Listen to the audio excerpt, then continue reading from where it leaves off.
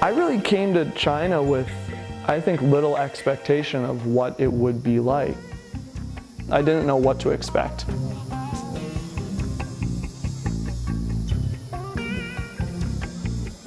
Most Chinese people would say Guilin is a very small place, a 小地方. But to me, it was a big place. I think being able to understand a place and establish communication starts with understanding the language.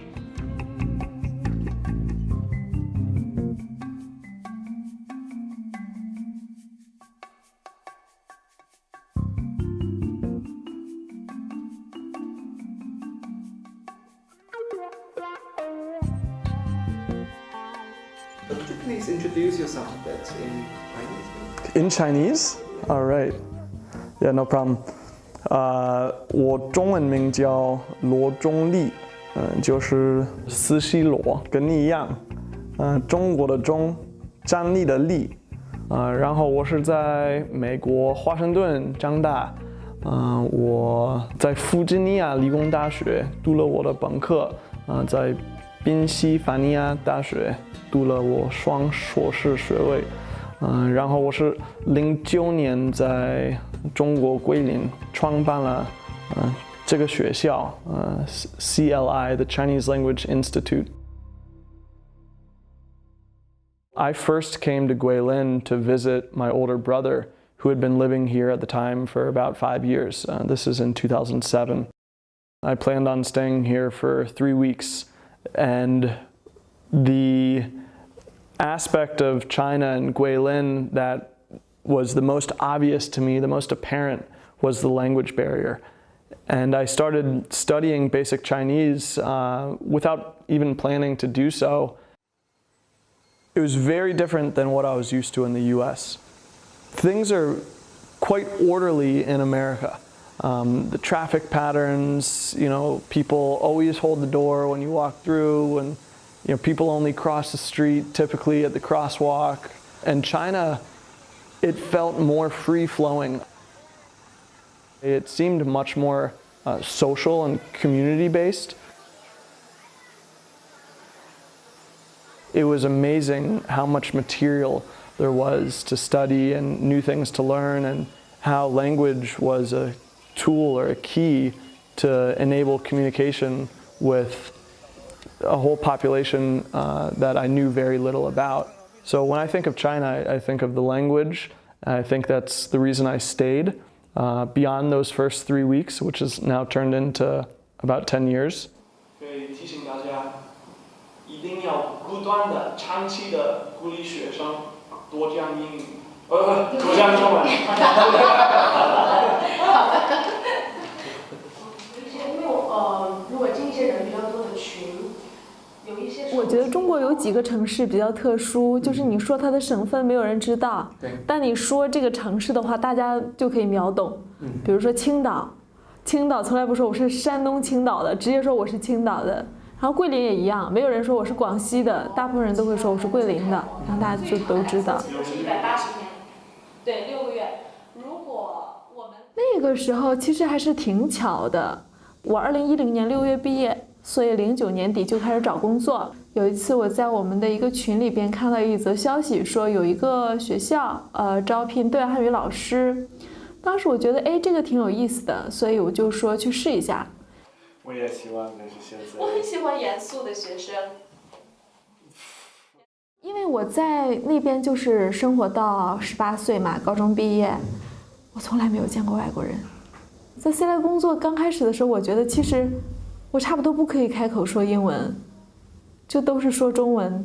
我还记得我的第一个学生叫 Diana， 然后我跟她上课有一课是关于中国的食物，有饺子什么的，所以我还要提前备课查好多英语单词，韭菜、饺子这些用英语怎么说，我全都要提前查了，然后第二天上课的时候才能顺利进行。没有，不是因为 didn't talk to you， 所以他们可以说，今天的天气有云。我是 Max， 我是荷兰人，我来中国学习中文，我在桂林差不多6个月。God. I think China is a good example of culture being really different. That was just like more or less 6 months ago.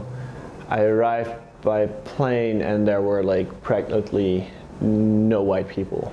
Like there were only Chinese people. If you don't speak any Chinese, it's can be difficult.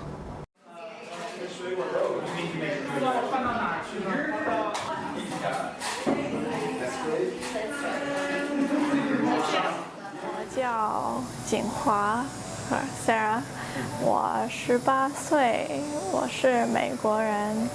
I grew up in an English-only speaking household. Yeah, so they always thought English was sufficient, but I felt like I wish I had learned it earlier actually. I'm adopted from an orphanage in Yueyang, so from Hunan, yeah. So I think it's like a connection to my heritage. CLI is a family organization. At this point, everyone in my immediate family, my 2 brothers and actually both of my parents are involved in the Institute, all on a full-time basis. So I had this idea based on experiences I had had at the time studying abroad in China.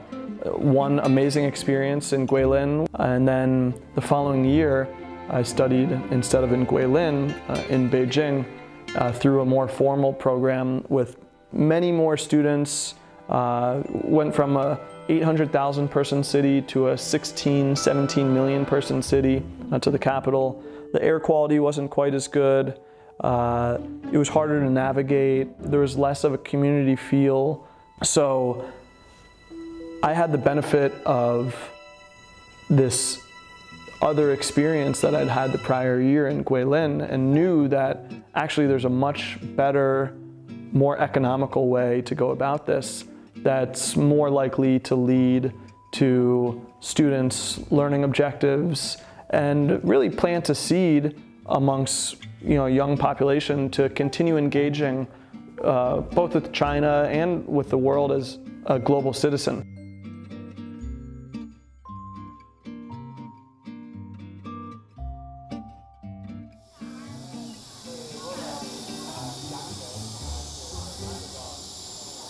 没有学生其实问过你们为什么在这样一个地方，但是有学生后来说，他们比如说接机嘛，都是我们的司机去接，有的时候很多航班是晚上的，所以有一个女孩子就说，哎，这个司机带我来到了这么一条黑黝黝的小路，而且看起来周围真的看起来就是很落后。她说我都准备好了要跳车了。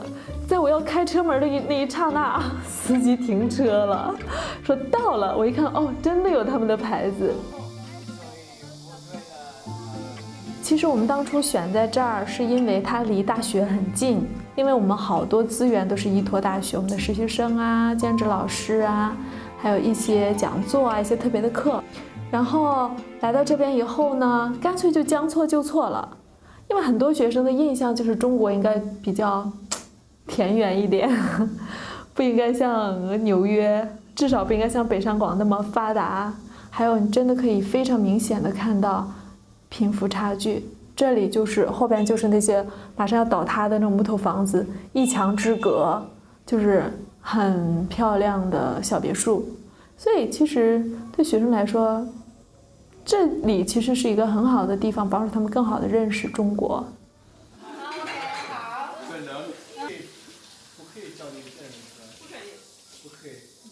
I anticipated a lot. The squat toilets, the hard beds, just eating rice, noodles, dumplings. I knew what I was gonna get. We once, with a group of students, walking through the city center of Guilin, and we were waiting at a light. And there was this little girl, and she stopped. It was like, "Oh, 老外, 外国人, 外国人." And she just, in Chinese, said to us, "You're not supposed to be here. Go back to the airport." foreigners, foreigners, foreigners. And then her mom just like pulled her away, like, "Wow, you can't just say that." And the people that understood the girl were like, "Whoa, you like in Western countries, you can definitely not say that kind of stuff." But yeah, no, yeah. But it's harmless. I guess I look Chinese, people don't look at me. But when my dad was in China, people would look at him like with their mouths open. Like in cartoons, you don't think people actually do that, like look at him as he's walking by. People will just say, "Oh, I collect photos of foreigners. Can you take one with me?" Right. See, there's 2 letters in between, so that would be 3. And goes that. There's a Chinese saying, 如乡随俗, which means when in Rome, do as the Romans do. Living in Guilin, I want to learn some of the local dialect. People appreciate, I think, when you make an attempt to learn their accent or their dialect. At least that's true, I think, with Chinese. It might not be as true for English. You know, if I went to Britain, I'm not going to try to, as a native English speaker and as an American, put on a British accent. Chinese is an amazingly logical language. It has its own homegrown logic. It builds on itself, I think, in a quite elegant way. So for instance, the number system. You know, in English we say 15 or 17.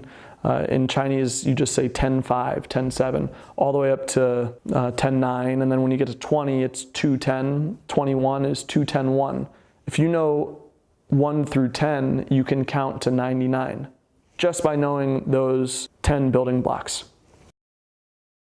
中文可能本来它的逻辑性没有那么强，不是说想法上的逻辑性哈，而是说语用意义上的逻辑性。可能真的没有英语那么丁是丁，卯是卯。比如说英文会说I wait for you at this restaurant at 3 o'clock。他们把细节都放在后边说，先把主要的放在前边。我们会说我会在下午3点在学校旁边的那个饭馆等你。我们会把最主要的放在后边，所以可能这个和我们中国人的那种比较委婉的，不要直接切入主题的这样一种逻辑，这种一种思维方式有关系。政治家就是在政府工作的人，很厉害的在政府工作的人。政治是什么？ I don't think of myself as being good at languages. So I like the phrase 本鸟先飞. If you want to study Spanish, if you already previously learned some Latin, French, Italian, or actually even English, you can use some words look alike. You can use the alphabet. For Chinese, everything is different. Although like a lot of words sound the same, look the same in their pinyin or their characters, which is quite annoying.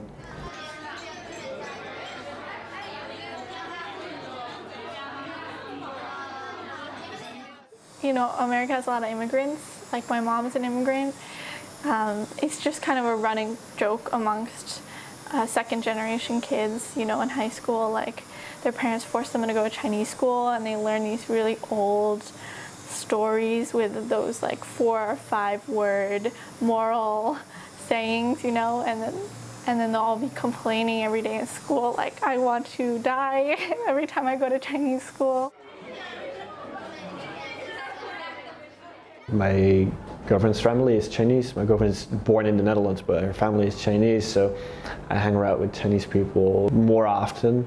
In China, to be honest, I think that in China, like that feeling of honor, like I want to be seen as a good guy. I want to show people that I can provide. I've heard enough stories here in China that if you don't buy your girlfriend a certain amount of gifts every month, then her parents think or her friends think you're not a good boyfriend. But in the Netherlands, it's like, of course you've got cases that boyfriend pays for a lot of stuff, but in the Netherlands, if you don't give your girlfriend every month a certain amount of gifts, nobody cares. Here it's just like the whole society is a thing. You don't want to stand out. You want to be just like everybody else in China. Because if you're special, then it's actually not that good. My Chinese friends usually speak English very well. So I don't know if there's a correlation, but they also tend to be very like, open-minded, maybe a little more like politically and socially liberal. So like I feel like I get along with them really well. So I can't speak to maybe Chinese people who are more like immersed in Chinese culture and less, you know. In China, if you ask what's the best country in the world, like there's no doubt in their faces that would say China, but in the Netherlands everybody's like, yeah, it could be the Netherlands, yeah, America sounds nice. 没问题，这是你的权利。This is your right。对，没有问题。对，我是欧洲人，对，你肯定在想，我可以 criticize。可以。这是我的。I guess something that's like hard for me to get used to is the taboo topics in China, at least for me. Like what? Like, you know, human rights, gay rights, freedom of speech, abuse of government power, Taiwan, Hong Kong, you know, these kind of things. Like, I mean, I don't know. It's hard to generalize a whole culture. I've noticed like some young people are just fine with it.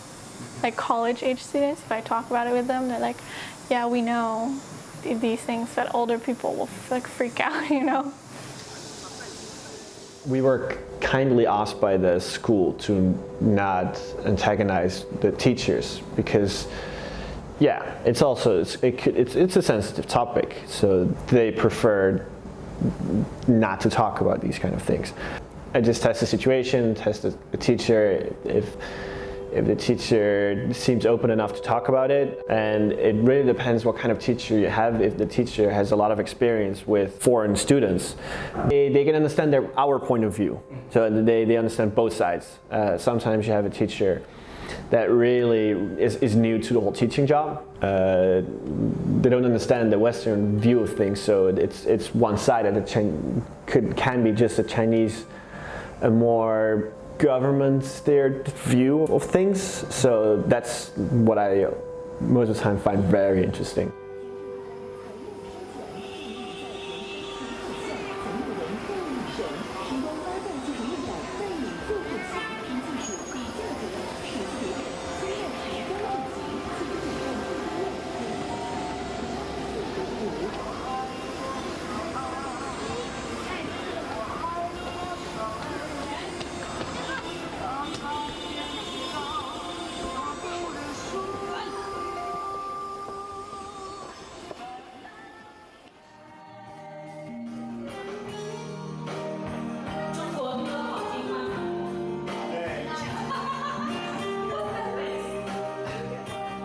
我跟很多人说过，CLA就像一个窗户一样，有很多不同的人、不同的文化、不同的观念，从这个窗户透进来，然后我可以看这么多不一样的东西，然后通过这些不一样的东西，我可以反观我自己，看一下我自己的想法里有什么好的、不好的东西，有什么可以提高的东西，所以我觉得这是我最享受的。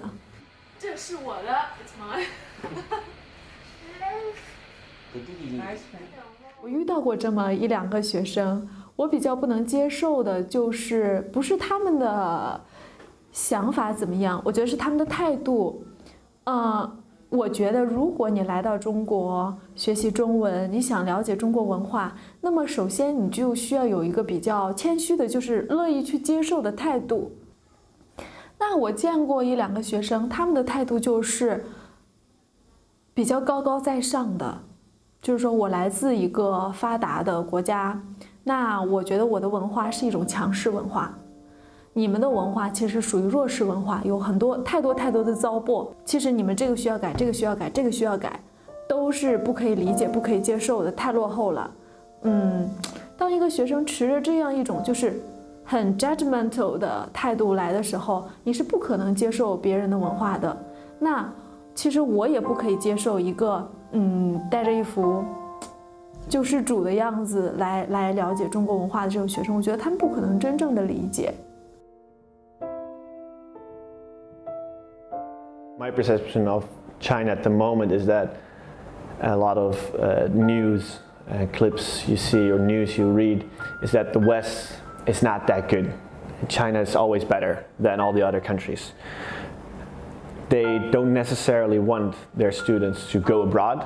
You studying in England has changed your mind that you now look at China differently.